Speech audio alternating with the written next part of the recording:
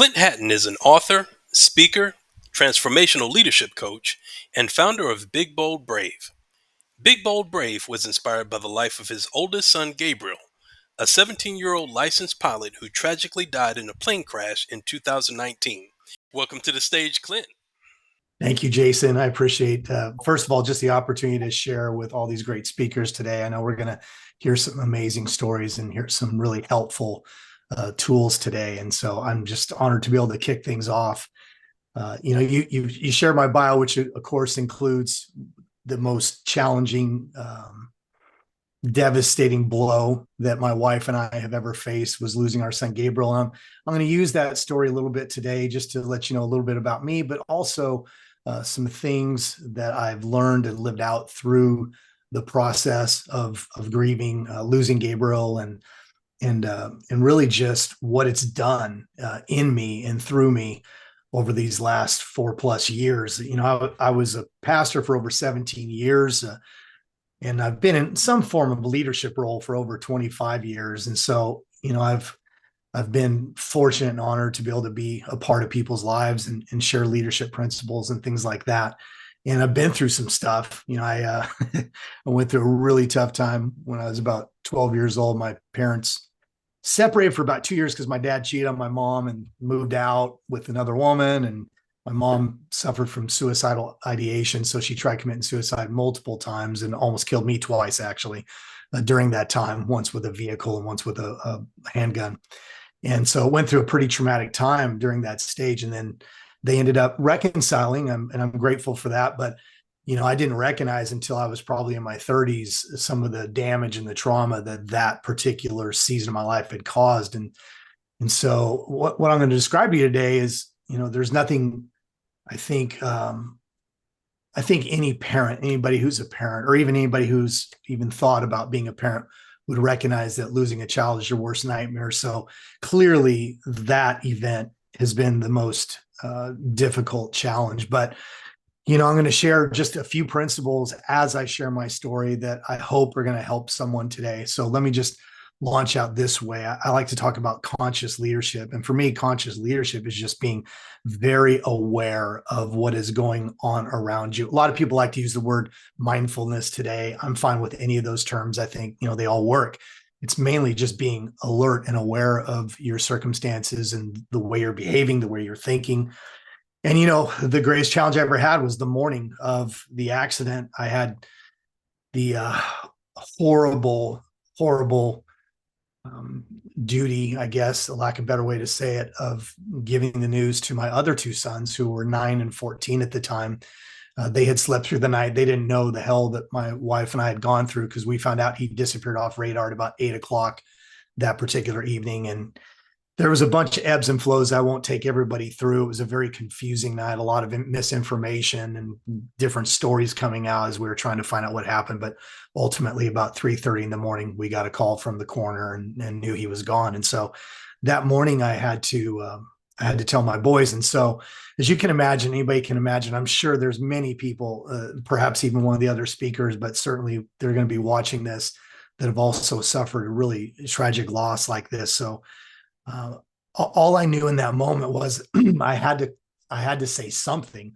I had to, find a way to start to lead my family through what we were about to go through, and I do think I like to say this up front too. I do think I did have an advantage perhaps over some people, only in the sense that, being a pastor for 17 years, I've been in many circumstances where I've been in hospital rooms with families as someone has passed away, stillborn children, just a lot of tragic situations. So I at least had some reference point of what we may go through as a family. And sadly, as many of you probably know, there were many who didn't process it very well, and things didn't go well, and marriages implode and families disintegrate and all those things. So, I was keenly aware of that. And what I told my kids, and it was, again, very difficult to say, but I just told them, listen, we have two choices the way we're going to handle this tragedy.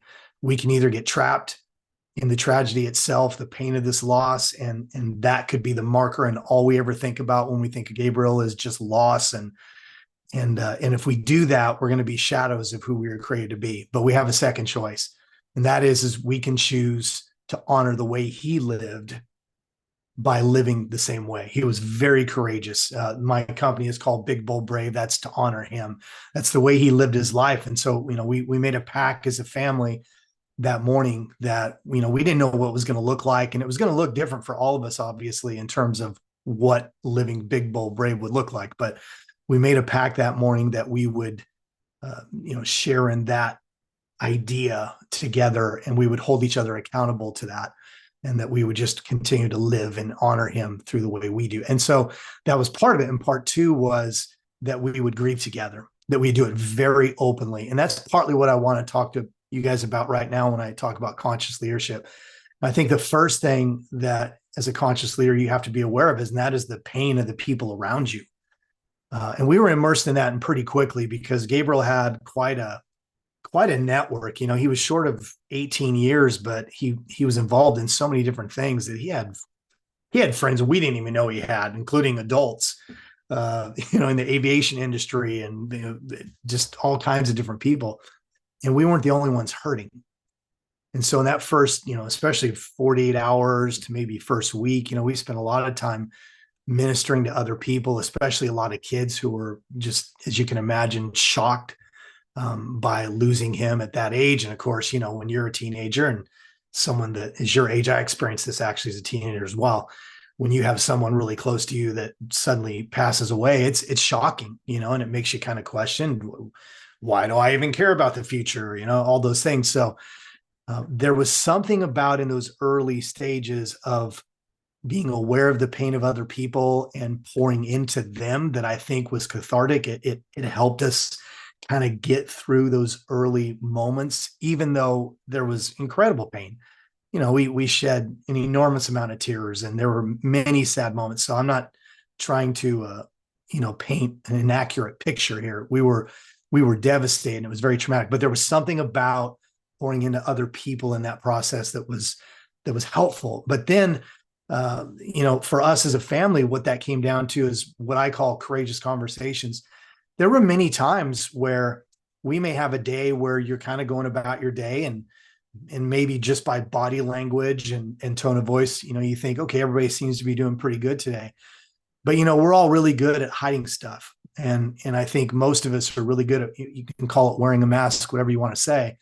And so we had, it wasn't like it was on a calendar or anything like that. Just frequently we would sit, and for us, it was just a really simple phrase. We would just say, how are you doing with Gabriel? And so there may be a day where my wife seemed to be doing just fine, but we'd be sitting there on the couch. We tend to spend a lot of time together in the evening, just talking and things.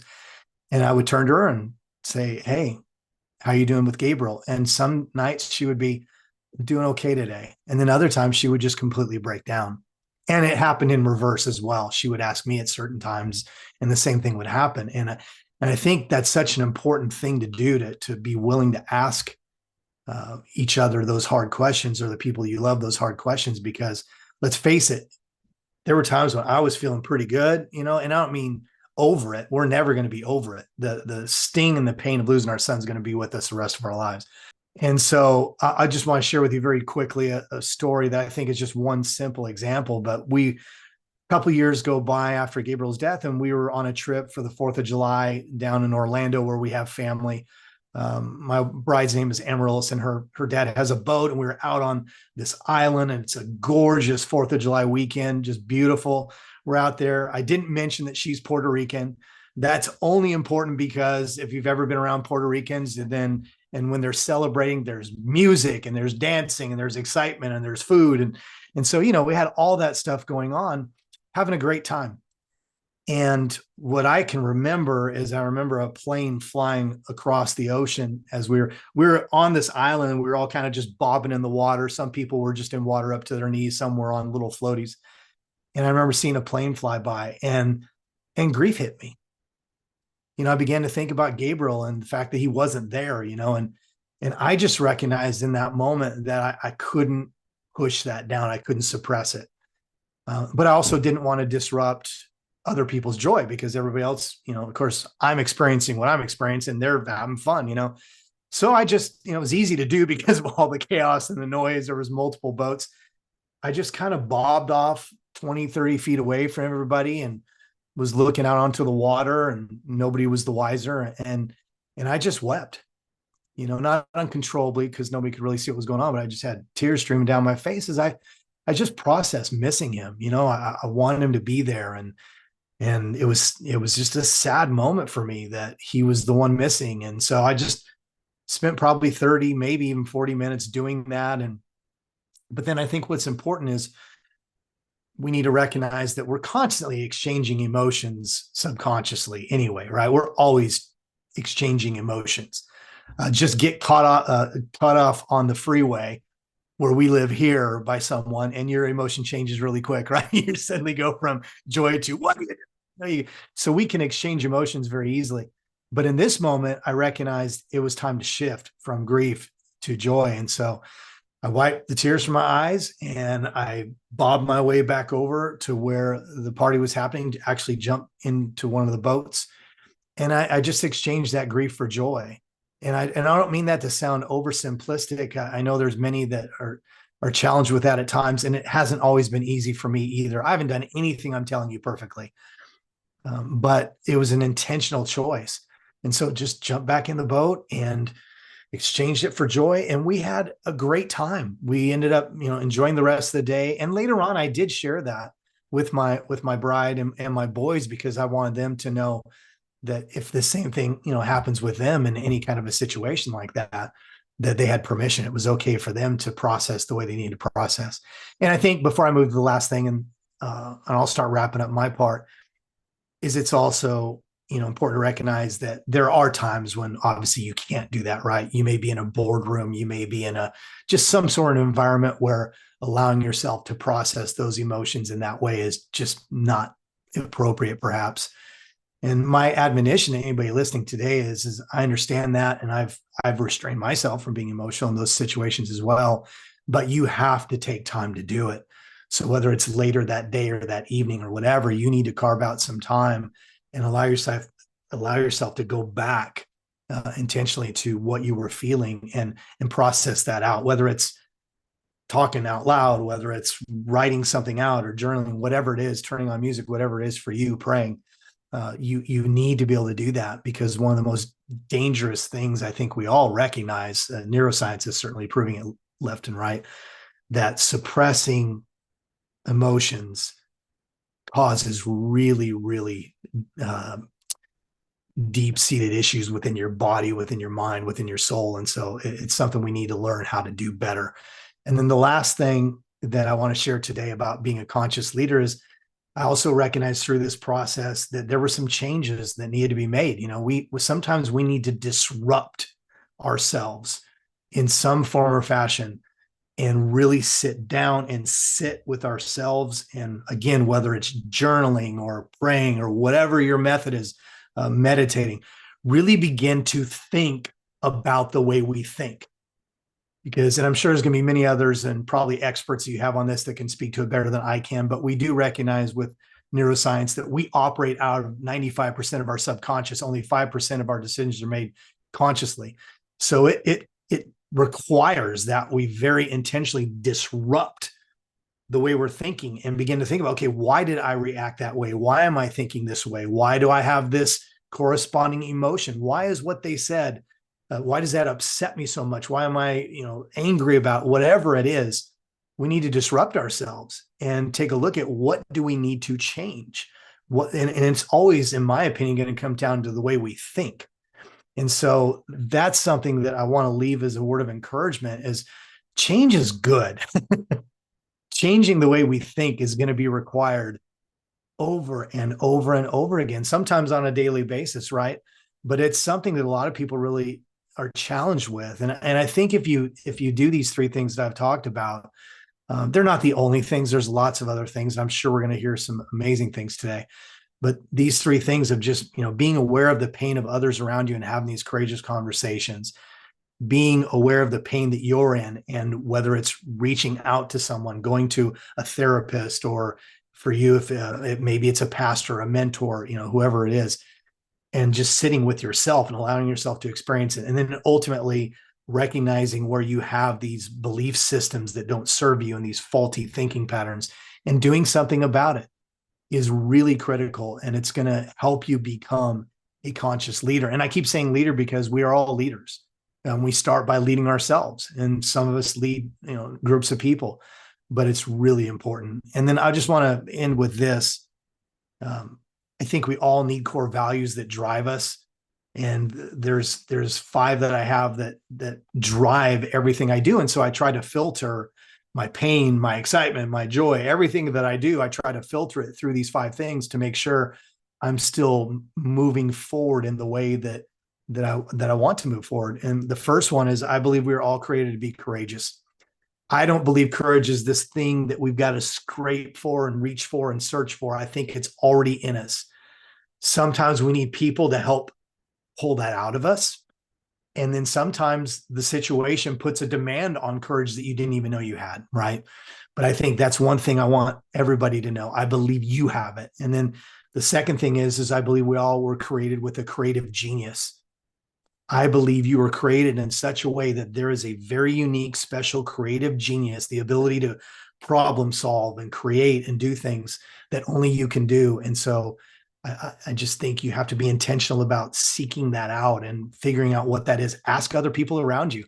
You may have a creative genius that you don't even think is a genius because it comes to you so easy. And other people around you are like, are you kidding me? My wife's an artist. I see a painting back there, that's what people think of when they think of creativity, is art or music. There's so many other forms of creativity and you have it. And so I try to delve into that every day that I, have another day to live. Compassion is the third one. I think we need to be compassionate people. Gosh, if we needed one thing in this world today, it's that we operate with compassion. The fourth is collaboration. I don't think we do anything great without collaborating with others. And I would propose to you that as we're talking about mental health and wellness and emotional intelligence, same thing with that. I haven't done anything I've done to keep moving forward and be healthy doing it on my own on an island. We need to collaborate with other people in every form. And then I've been sharing about being conscious. So I'll leave it with that today. But I hope just some of that maybe strike someone that's going to be listening to this today or later. And I just, again, really appreciate, Jason, the opportunity to share part of my story today. So thank you so much.